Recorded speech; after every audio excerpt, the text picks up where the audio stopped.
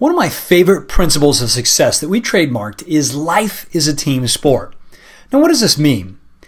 Anyone who's achieved any level of success will tell you that they didn't do it on their own, right? Now, they're not just being humble, it's actually true. No one has achieved success who has done it all on their own. Now, success is your responsibility, but it isn't for you to do on your own. Take, for example, Henry Ford, who brought affordable cars to the world. He didn't create the steel that built the frames of his cars. He didn't invent the paint that went on the Model T car. And he didn't invent electricity that started and powered the car. He actually relied on the expertise of others. He understood that life is a team sport. The same is true for you.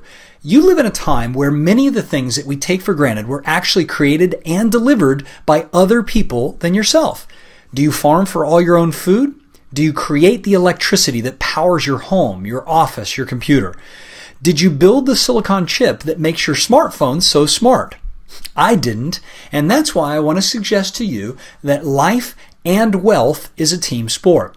See, anyone who has created success knows that it's up to them to create their own happiness, their own health, and their own wealth, but that can't be done alone. Collaboration is an important element of the game, and it'll accelerate your success by grabbing a hand up and lending a hand down. See, we're all in this game of life together, and we can all win. There are unlimited resources that are available to you inside and outside the game, and if we understand that the key to reaching any goal is to harness the power of all the people, ideas, and resources that are necessary to achieve that goal, we can do it in record time. Understanding that wealth is a team sport also helps you understand when to say yes and when to say no. Because if you're playing inside your strengths, gifts, and talents, then you're going to say yes. If you are doing things that drain you, things that take longer than they need to, you're probably playing outside of your strengths, and that's when you need to say no. You also need to understand that you've got to follow the right role models in life and in business. The key to success is not to figure everything out on your own. It's to understand that you have a certain role to play, and your role models are people who have done well inside of their strengths, gifts, and talents. It's also important to understand your customers, your family, and how to build teams of people who can get more done in faster amounts of time. Now, there's a survey that you may find at some point that was created by another friend of mine, Roger Hamilton.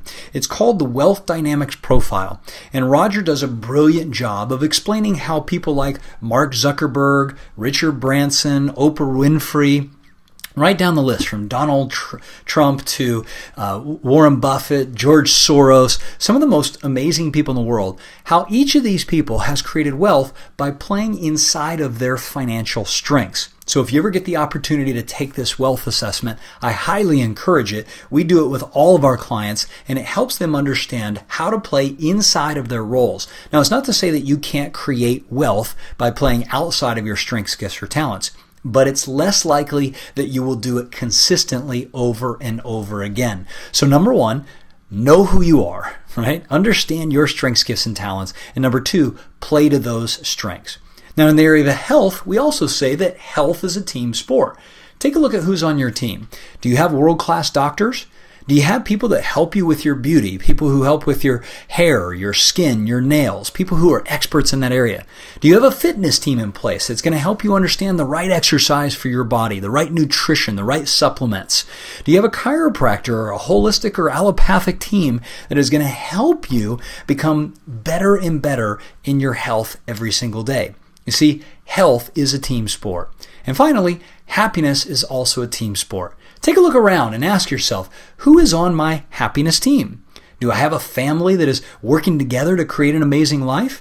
Do I love the coworkers that I'm with? Do they inspire me every day to pull the best out of me and to become better every day? What about my friends? Do my friends bring me up or do they bring me down?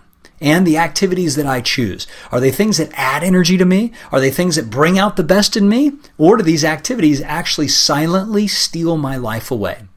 One of the best things to start to do when you're looking at your teams, whether it's a happiness team, a health team, or a wealth team, is to actually put in place an accountability partner. So when you start assessing your teams and looking at leveling them up, find an accountability partner for the next 30 to 90 days to help you reach your goals. It's a well-known fact that people who have accountability in their lives accomplish and achieve more faster than people who try to go it on their own. So let me share with you a couple of tips on how to be a great accountability partner. Number one, learn how to actively listen. That doesn't mean that you're just letting your partner's thoughts or ideas walk across your mind. It actually means that you're actively listening for the things that you can support them with. Ask clarifying questions. Ask them things like, how specifically are you going to accomplish that goal in the next 30 days? What resources do you not currently have that would help you get there faster? These are clarifying questions. The other thing you can do to be a great accountability partner is always acknowledge someone's accomplishments or wins, no matter how big or how small. You see, oftentimes overachievers do a lot in our lives. But if we don't get recognition, if we don't get acknowledgement, how fun is that game, right? It's just not fun. So acknowledge someone's wins, acknowledge their accomplishments and their progresses. This is about progress, not perfection. The other thing you can do to be a great accountability partner is hold someone to a higher standard. Now, for some people, that means giving them tough love. Every once in a while, you got to give somebody a kick in the butt. They need it. I know I need it sometimes. But for the most part, holding somebody to a higher standard means that you expect more of them than they do of themselves. And what a great way to champion someone into the next level of life. Another way to be a great accountability partner is to engage in honest, open communication and be transparent in your own life. Don't project that you're one thing when you know that you're actually experiencing another. You see, vulnerability can be a great, empowering tool if you choose to use it. Also, you can help others see things that you aren't able to see in your own life when you're an accountability partner, and this works both ways. One of the things that I demand of people who are in my life is that they share with me the things that they're seeing that I might be missing. Because we're all blind to our own weaknesses at some time in our lives. But a good coach, a good accountability partner has the courage and the tact to share with you how they see that you can improve. And then finally, the best way to be a great accountability partner is to be an inspiration, to play full out and play to win. Nobody has ever inspired somebody by being less than they can be, right? You don't want to play down your capacity or your strengths. You want to actually play up your capacity and strengths. You want to shine your light as bright as you can so that somebody else can be inspired also. And I believe that's one of the best ways to be a great accountability partner. Now, a little strategy for you to help you, and this is something that I do and I teach this to people all across the world, is the time that you invest in planning your day, preparing your day, and then executing your day is critical to your success. So I'm going to recommend that for the next week to 30 days to 90 days, you schedule 5 minutes every day to check in advance with your accountability partner. And here's what that might look like. Let's say that I'm talking to you and you're my accountability partner, and I call you up for our 5-minute daily check-in, or I use our app to communicate back and forth with you, or maybe even a phone call. However you choose to do it is up to you. But let's say you're using the app. And let's say that Dean is my accountability partner. I would call Dean up and say, or leave a message from the app and say, hey Dean, it's Jim. Here are my top 3 goals for the next 90 days. Number 1, to create an inspiring office. Number 2, to be 185 pounds, cardio fit and flexible. And number 3, another $1,000 a month in passive income. That's my happy, healthy, and wealthy goals for the 90 days. Now, what have I just done? I've just done an actual affirmation. And you know that you should be doing an affirmation, right? But how often do you actually do it? If you do this for 7 to 14 to 30 days, I promise you this, you'll become more and more energized, more and more clear, and more excited about your goals. So first step in the 5 minutes is to simply state your 3 goals. The next step is to share the 3 actions you took from the day before. So remember, my goal is to create an inspiring office, to be 185 pounds cardio fit and flexible, and another $1,000 a month in passive income. So what I then would say is, hey Dean, I was successful in reaching all 3 of my actions from yesterday. Yesterday, I eliminated clutter in my office, which moved me closer to having an inspiring office. Number 2, in my health, I went to the gym and I did a brand new workout on the Bosu ball. So that moved me closer to my health goal. And number 3, I called 3 people and invited them into the new business, and that moved me closer to my $1,000 a month of additional passive income. So I simply stated that I accomplished my 3 goals for yesterday. Now what I'm going to do is I'm going to talk about my 3 actions I'll take today. So it's really simple. You're going to state your 3 goals.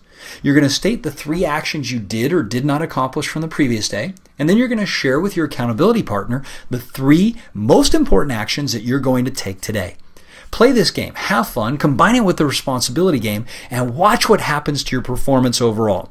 This is a very fast, very simple way for you and your accountability to raise your level of standards and check in. Now, you don't want to be the guy on the outside of this circle who's free-falling at 30,000 feet and isn't connected to an accountability partner, because that's a dangerous place to be. And you definitely don't want to be this accountability partner. You don't want to be the guy who promises to call and then you don't. You don't want to be the guy who shows up only to see what you can take instead of what you can actually give. And you definitely don't want to be the psychic vampire who sucks the vital energy out of the people around you by focusing on the problems in your life and in your business instead of focusing on the solution. Right? That's never going to get you anywhere except on the outside of the circle. So remember, life is a team sport. You want to take inventory of who's on your team, and you want to raise your standards to show up and be one of the ultimate players in the game of life. There are 7 billion players and 1 planet. Make sure that you are one of the people that others want to have on their team.